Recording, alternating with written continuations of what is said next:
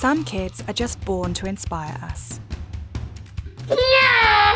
And no one does that better than this group of amazing young people. What does it take to stay positive when you've broken 100 bones before your first birthday? Or when you're born with a condition that forces you to look and live differently to everyone else? Christian's condition is about 1 in 50 or 60 documented cases in medical history. These young people can smile their way through that and more. She can have both of her legs broken and still look like a total boss in her sunglasses. While other kids have the courage to face things many of us would cower from instantly. I'm not afraid of handling snakes or alligators. These kids were simply born to be inspiring. You can't fit in when you're born to stand out. This is who I am.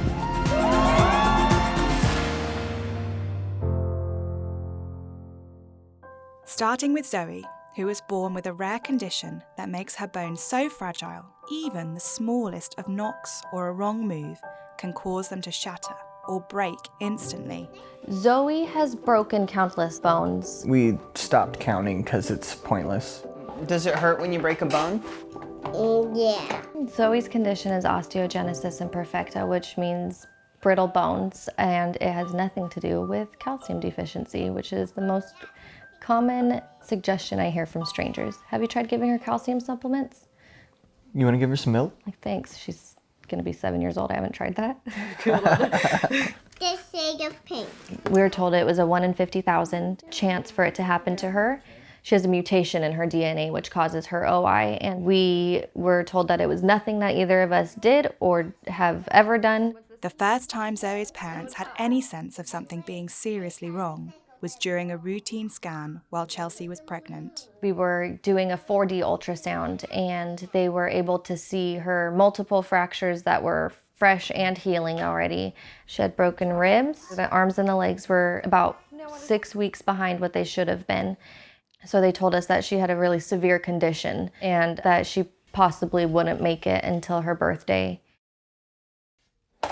I'm gonna give them some toys to play with. The specialist recommended or suggested that we could just terminate the pregnancy, but it was more than that to us. It was our first child together. We actually did contemplate the abortion that she was telling us that was the only thing that was humane. And then we were in a panicked state. There are a couple different types of OI with different severities, and so Zoe was misdiagnosed with the type 2, the most severe, and ended up, her genetic results told us that she had type 3 OI, which is still very severe. Born with multiple healing fractures, Zoe was kept in hospital for a week before being allowed to go home, and her parents adjusted to life with their new arrival. When we were changing Zoe's diaper, in the beginning it took 3 of us, one person to lift up her pelvis, one person to slide the diaper in and out, and then another person to hold her arms because babies have a startle reflex. And I was on arms duty. I gave her just a little bit of room. It was a 1/4 inch to a 1/2 inch, and she startled into my hand. It sounded like a broken chicken bone. Her radius and her ulna just snapped. Woohoo, feet are ahead of you. Whoa, whoa, whoa, whoa, whoa. Zoe has endured a number of painful surgeries, including one to stop her spine collapsing because of a condition called surgical kyphosis, which could lead to internal decapitation. A really interesting series of x-rays and scans for Zoe. Here in the first picture was one of the first scans that we got for her.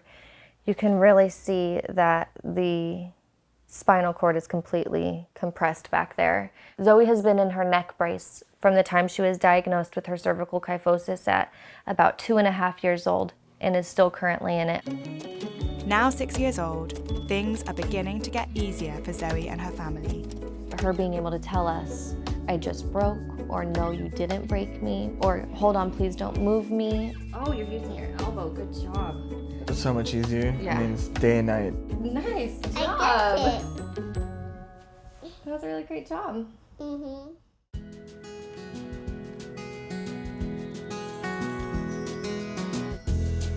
Today we came to Tewinkle Park to have fun at the wheelchair accessible playground. Are Are you excited? Yeah. It's One of the only ones in Orange County that Zoe's able to play on because the ground is made out of foam instead of wood chips or sand. She, especially this playground, is able to do everything that the other kids are other than run on their feet, but she can race them just as fast in her wheelchair.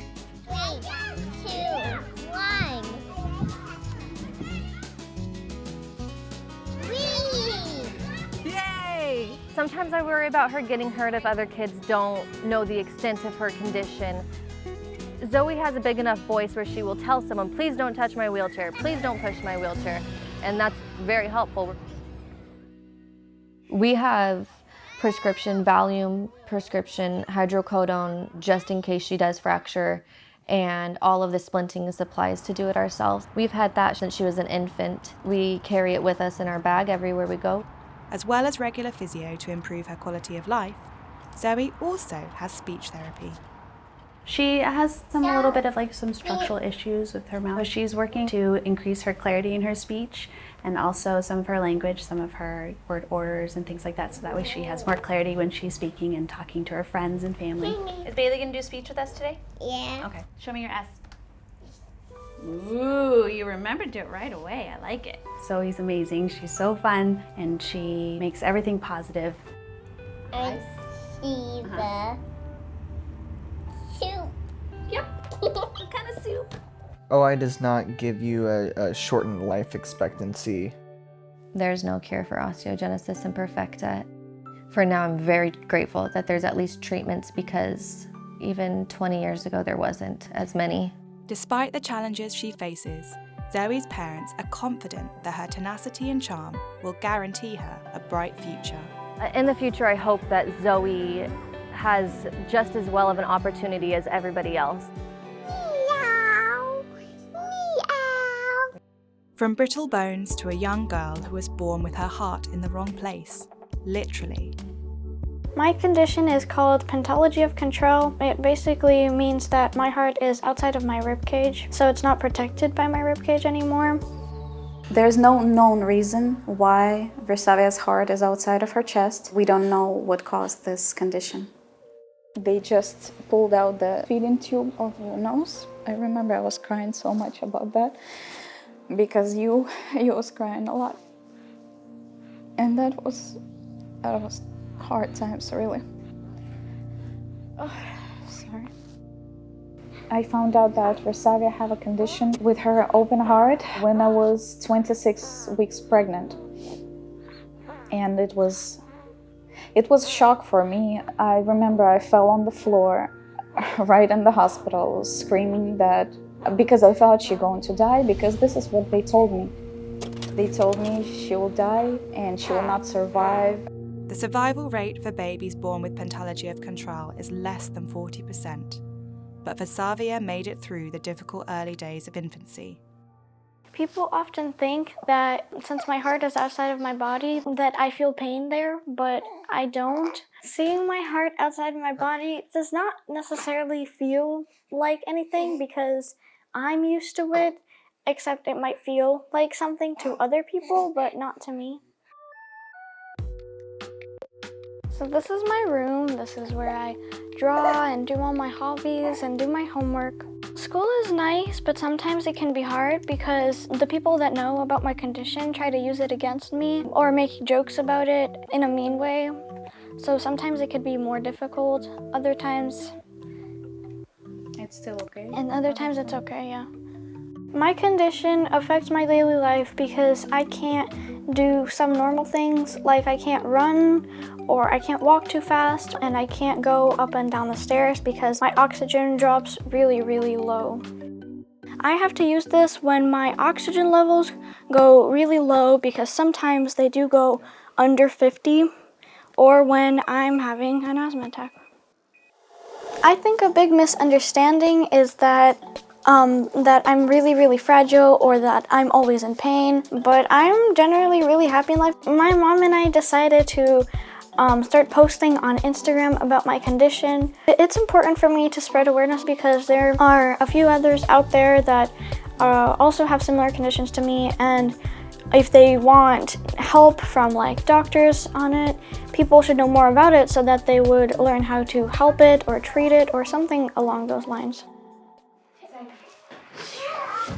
I'm grateful for proving the doctors wrong, that I can still eat and walk and be alive. I would like to push my limits on what I can and cannot do because I want to inspire other people and because I want people to know that I am more than just my heart and I am beautiful just the way I am, and so are you. Our next story is about 11-year-old Sophie. Despite being born without arms, the things that she's taught herself to do with her feet are truly inspiring. I'm going to tell you about my morning, and this is where I go back to bed, so yeah. Just kidding, I have to get up and do school. Hi, my name is Sophie. I go by Sophie, and I am 11 years old. Wow, Baxter. I am in 5th grade. I have an obsession for horses, and I have a new dog, and his name is Baxter. Doing braids with just 2 toes is pretty hard, so I like having Jessie doing my hair. So I'm going to start out with some breakfast.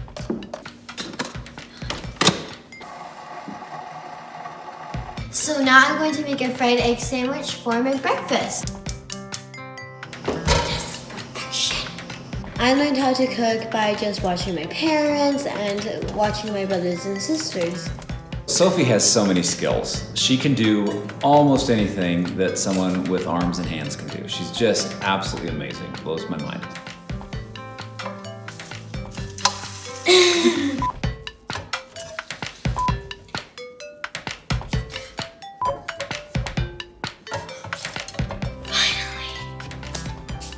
So I did wash my feet, but I'm going to hand sanitize, or should I say foot sanitize.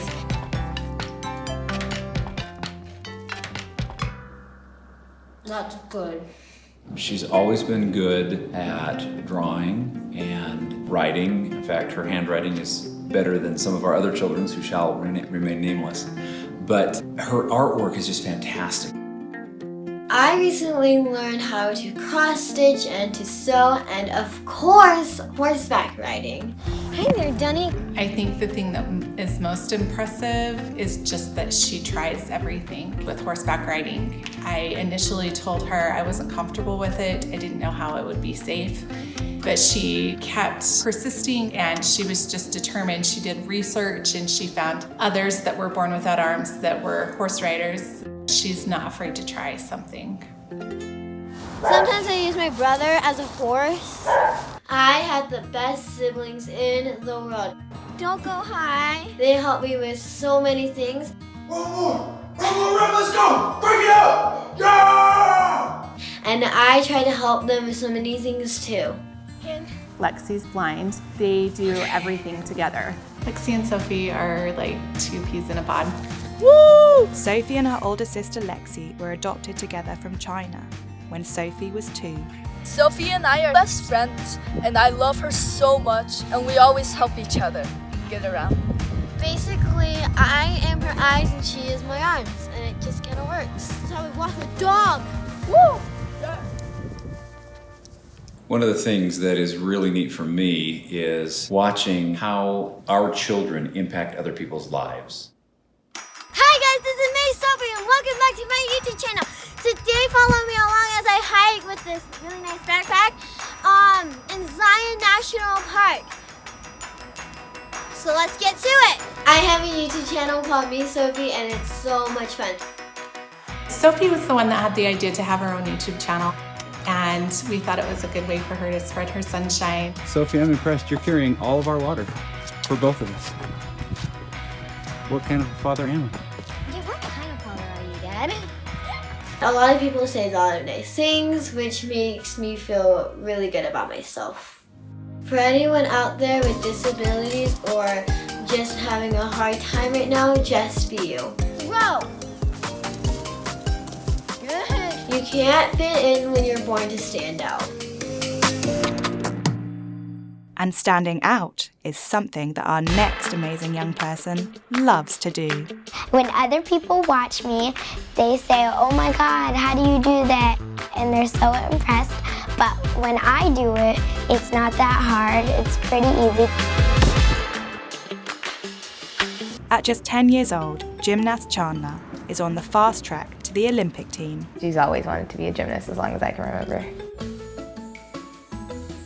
My favorite thing about gymnastics is that I get to meet new people and I get to go to a lot of places and I get to show off my new skills and I get to perform. I do love performing.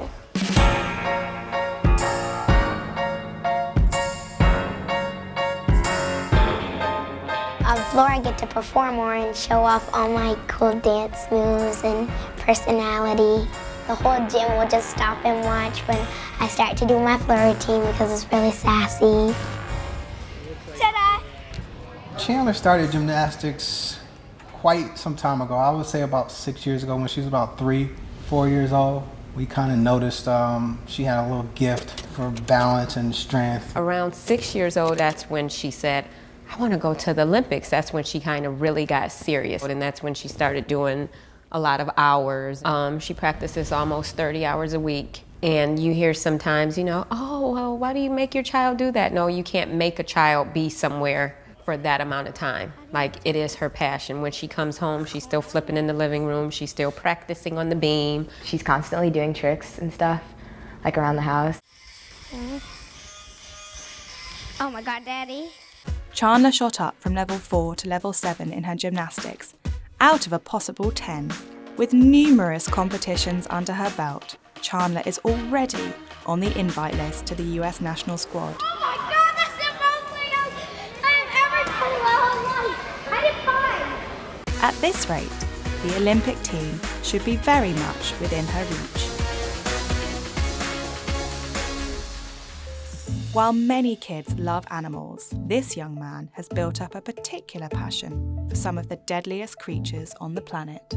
I like alligators because they launch out of the water, and you know when they're launching out of the water in clear water, but sometimes when they're not in clear water they wiggle their tail and you can't see them, and so sometimes they launch and eat you. I'm Charlie, I'm 8 years old and I like to play with alligators, snakes and lizards and frogs. My passion with animals first started when I holded my first snake when I was 1, when I was a baby. My favourite snake is the reticulated python because they squeeze their prey. What does it feel like? Feels smooth. I'm not afraid of handling snakes or alligators because I've worked with them my whole life, and I build up a trust to them.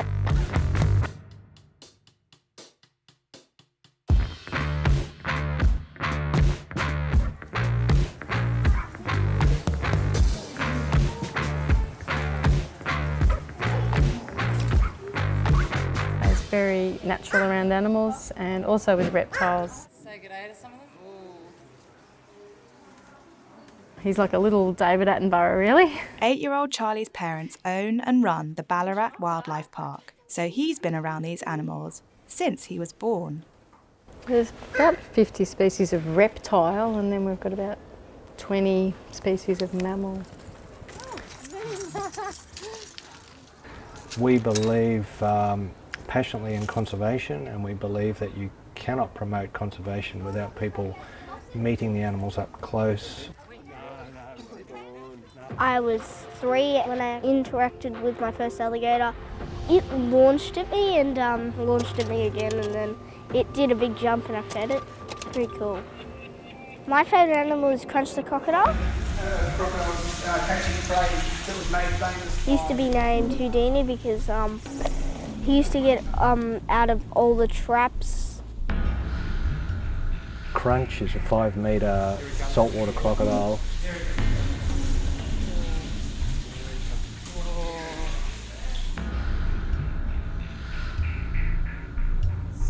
It probably weighs around about 700 kilos.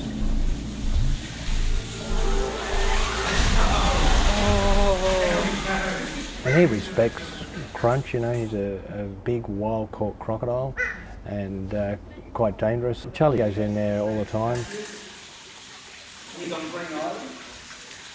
I certainly wouldn't put him at risk if I thought he was going to get eaten. There you go. Got us over around applause, doesn't it? And we've all got, you know, bitten fingers and a few scars over the years, and Charlie's accruing a few himself.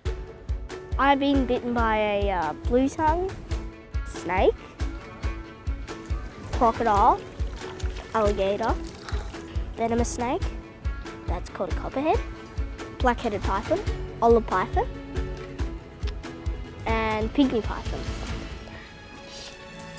Charlie can interact with most of the animals here at the park. Yeah, he enjoys working with the penguins, he enjoys working with mammals. She's a big baby.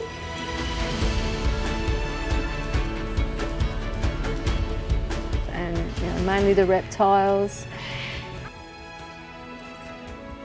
Some for you, some for them? He really helps out, and I think everybody really appreciates how good he is with the animals. My friends think I'm cool because I work with animals all the time and they want to be like me one day. Charlie has his own following at the park.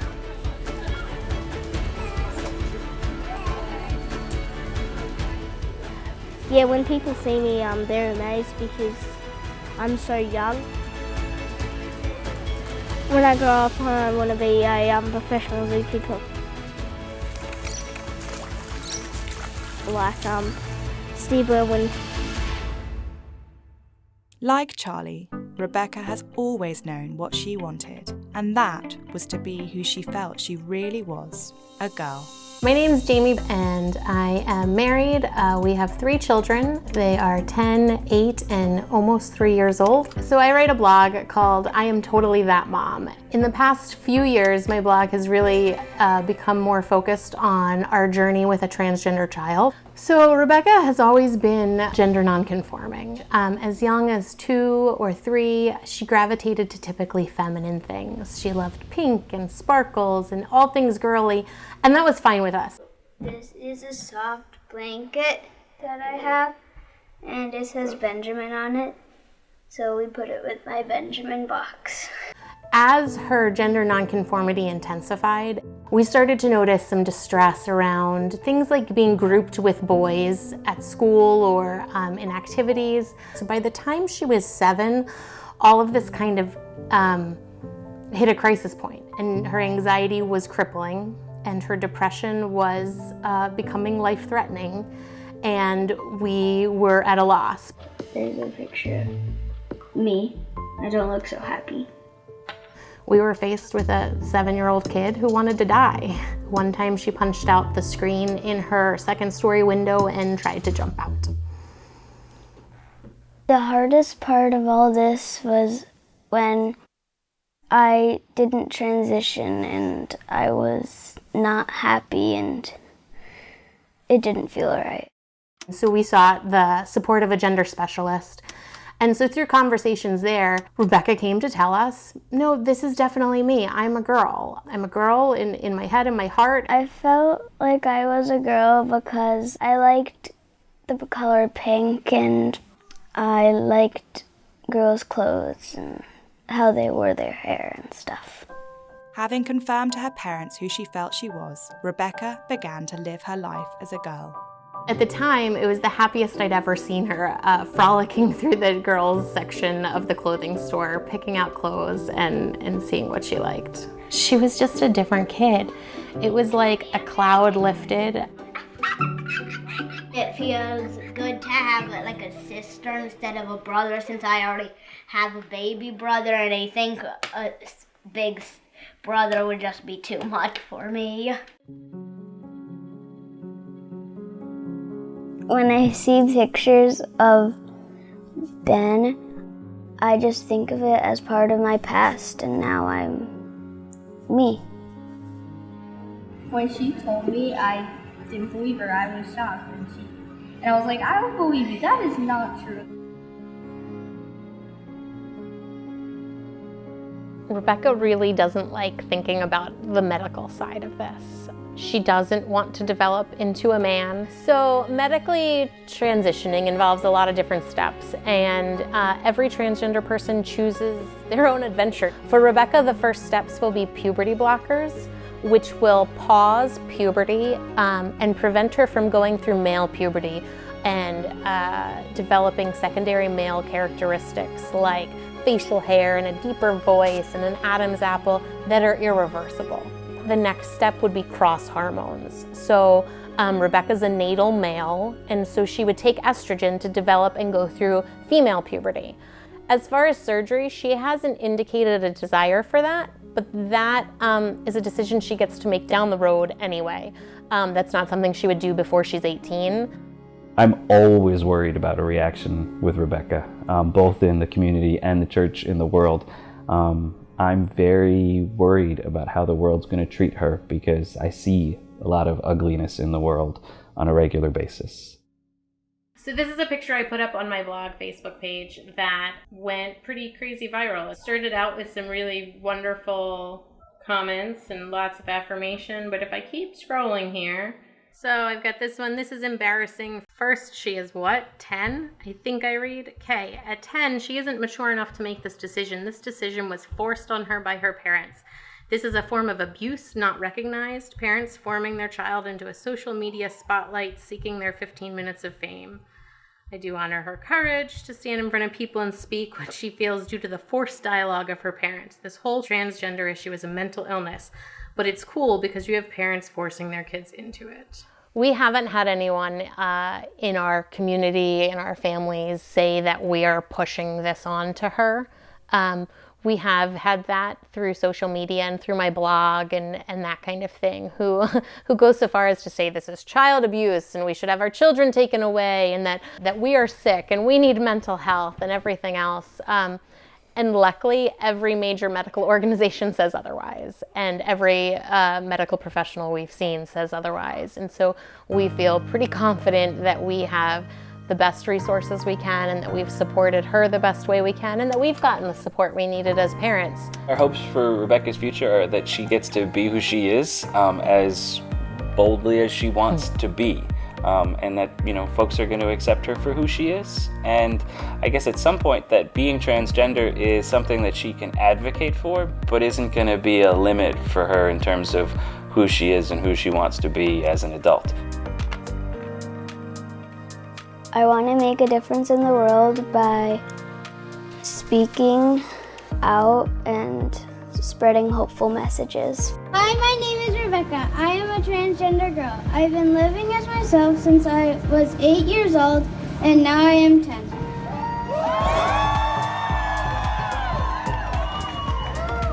This is who I am. My friends don't even believe me when I tell them that I'm transgender. I'm just a girl. I want to send the message of you are not alone and you are safe to other transgender kids. Parents of 18-month-old Gavin have become advocates for their son because of a rare condition he was born with. Who's that? Okay, I mean, yeah. One thing everybody says when they meet Gavin is that he is the happiest kid that you'll ever meet. I mean, everything that he's gone through, you'd think that he would be somewhat down and, have an attitude but he's always happy, always smiling, always laughing. Giddy. Giddy. We didn't know what this condition needed or how to treat it. It's not like any normal condition, it's super rare. To get sideways. Good job. Lymphatic malformation is an abnormal growth of cysts within the head, face, neck, and it could even happen in wherever there is lymphatic vessels. And it occurs in only 1 in every 4,000 births. So we first discovered that Gavin was going to be born different when we went to our 18-week anatomy scan. We were there to figure out if he was a boy or a girl, and obviously to measure all of his limbs and heart. Crazy fro.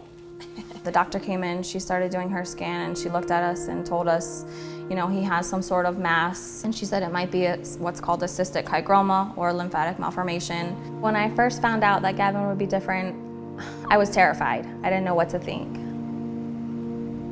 When he was born, his mass was a lot more severe than what they expected it to be. When we saw his, we were like, damn, that's nothing like we had ever seen. And the doctors were even, I think while we had so much care, the doctors were like, that's the worst we've seen in 10 years. So that was scary in itself. I first saw him, and you can see like the machines behind him, but I wasn't crying, I wasn't, you know, upset. That was him, that was my baby. Take a video. Oh. Everything was worth bringing him home, because as a parent, of course you don't want to see your child going through that, but at the same time, it's just who he is. That's who he is. That's Gavin's story. Bringing baby home. That'll be Dicky. Here we go. Oh, it'll be grumpy. Adjusting to life with Gavin has meant that parents Victoria and Joseph have had to get used to more than just the medical side of caring for a child with a rare condition. They've also had to get used to how other people react when they see him. Having a child with a visible difference has taught me that life is precious. It's not always going to be the way that you think it is. For me, I don't really think that he looks different, and it doesn't really bother me. Mm-mm. I guess now we're on the other side of the spectrum versus seeing somebody's child look different. I think now I'm more so like, you never know their story. When people stare at Gavin in public, I don't really pay any attention to it. I've had people come up to me and ask, and I think they want to ask what's wrong with him, but they just don't know how. So they'll be like, how old is he? And he's so cute, but they just don't know how to, I guess, approach the situation. But if they just say, hey, what condition does he have? That's all right. Just ask. Honestly, I'm not gonna get offended. I want to raise awareness. By sharing Gavin's medical adventure on social media, it has opened so many doors for, you know, raising awareness. I've had moms contact me with their children who have lymphatic malformation, and they don't know what treatment to go with, or they'd ask me for advice, and hopefully they didn't feel as helpless as we did when we first started out.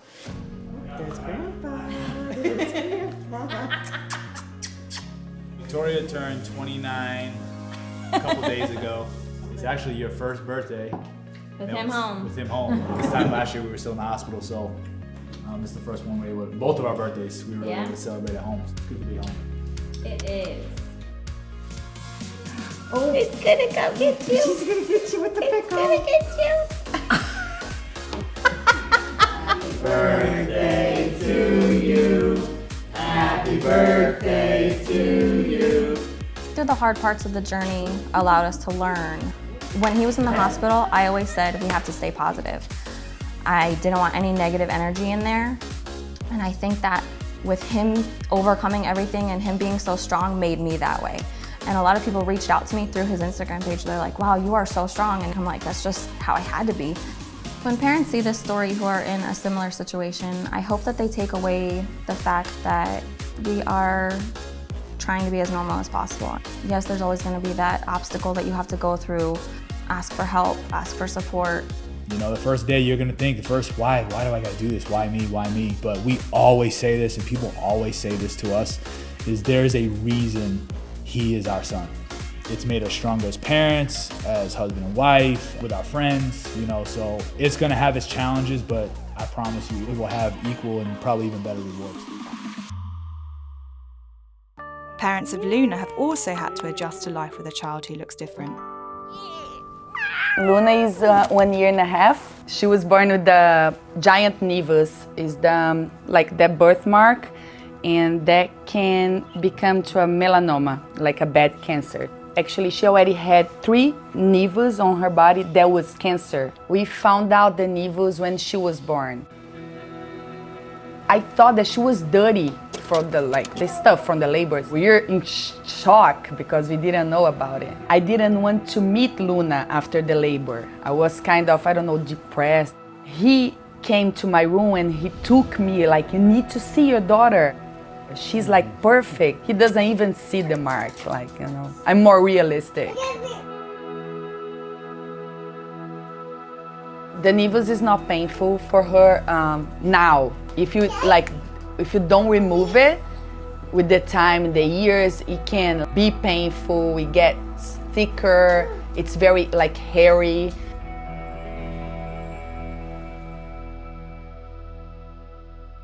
Vamos passar o creminho.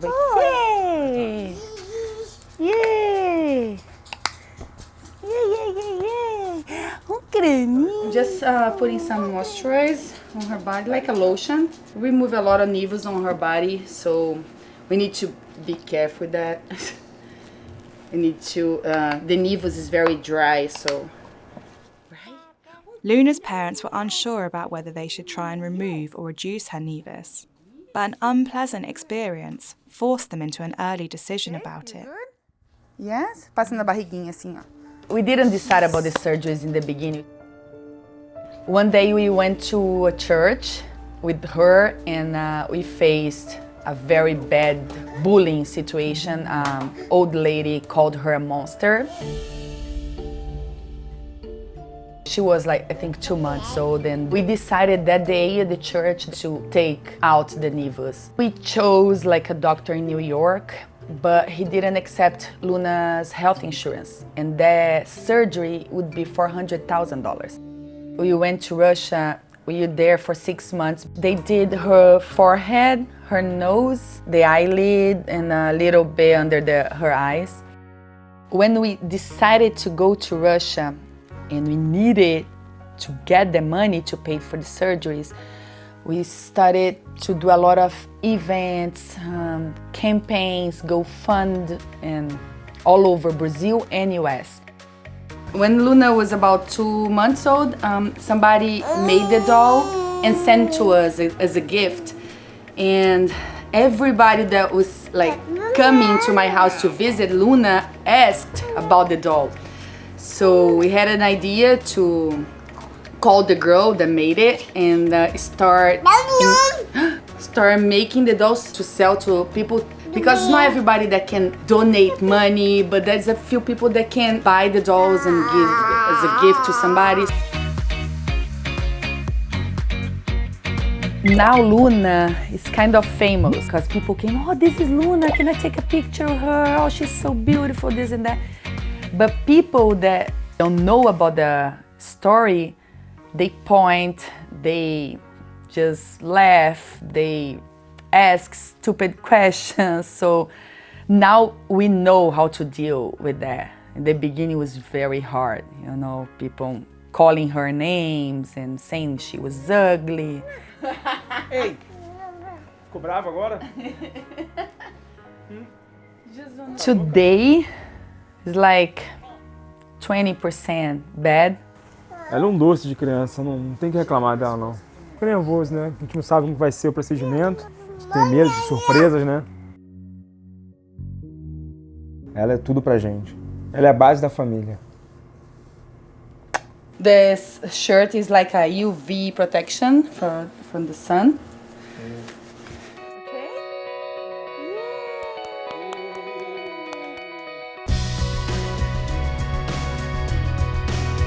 Luna's condition, like for now that she's going through surgeries, she can't deal with the sunlight. But I mean, she's gonna have a normal life as soon as possible. She looks at the mirror all the time. She plays with her hair. She wants to put makeup on, but I don't think she realizes that she has something, you know. She's active. You can see she can't stop. She's super happy. A super happy girl, all the time playing, dancing. For her future, just want her to be happy.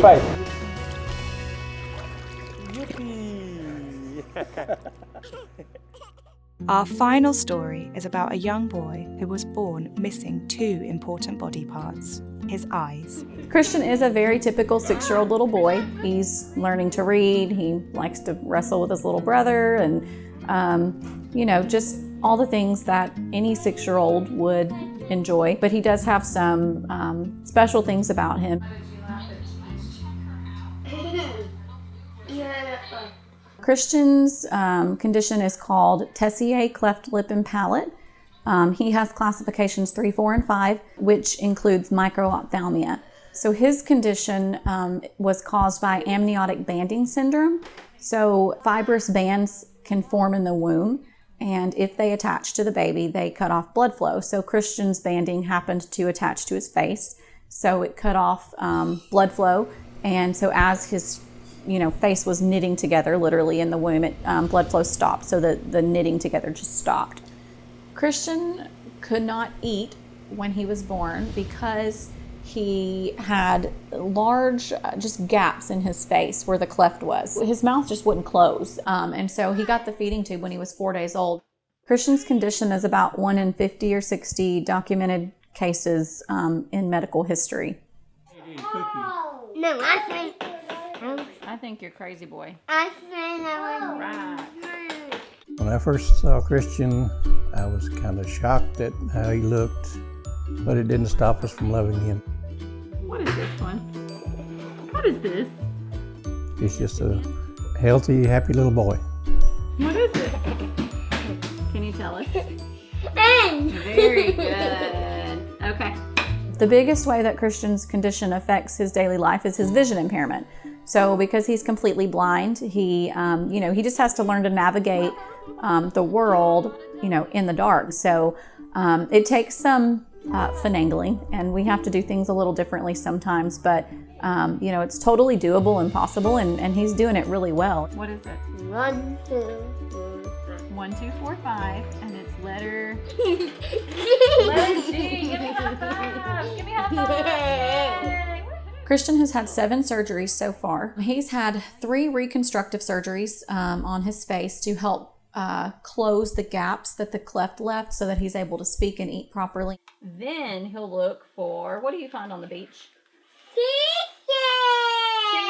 Seashells. He's had several procedures to put ear tubes in. Christian's going to have a lot more surgeries in the future. That's just the nature of this beast. Now press down on the first string and let's see what it does. Ready? There you go.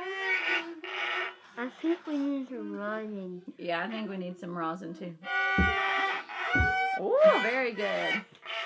Like so many of our stories, one of the most difficult things Christian's mum has had to adjust to is how other people respond to Christian in public. I was unaware of before Christian was born that there is this huge social stigma about being different, looking different. Most people didn't know how to handle somebody with that type of difference or how to be around them. Like the lady just a few weeks ago who blurted out, "Ew," he had no idea that it was directed at him.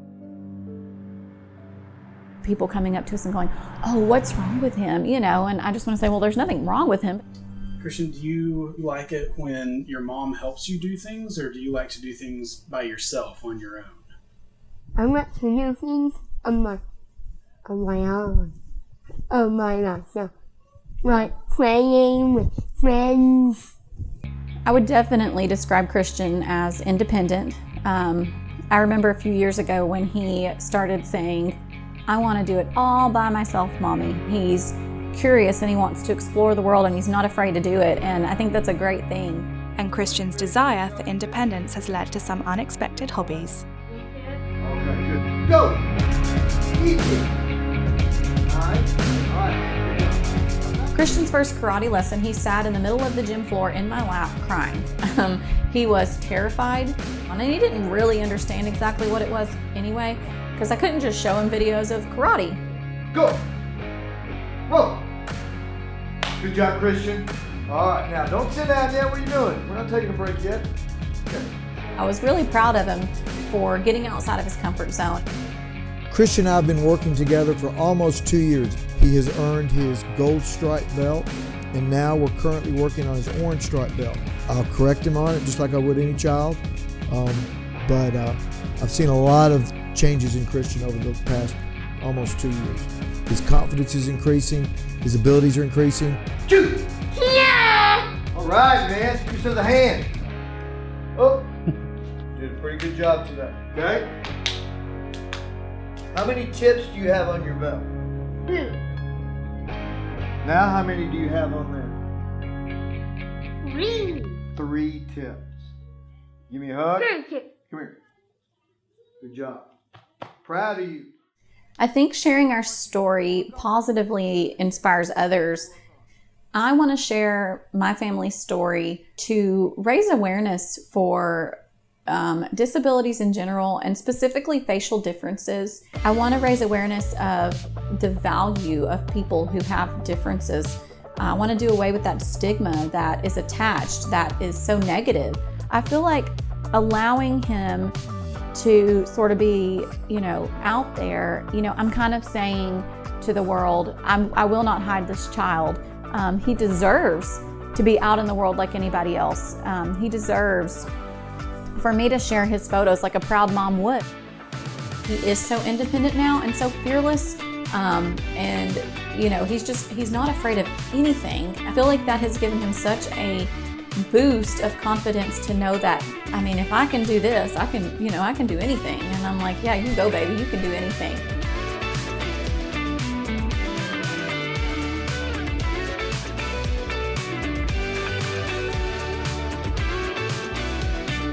If you enjoyed watching these incredible stories, please like and subscribe now. Do you know an inspiring young person who would be at home amongst this group of incredible kids? If so, get in touch.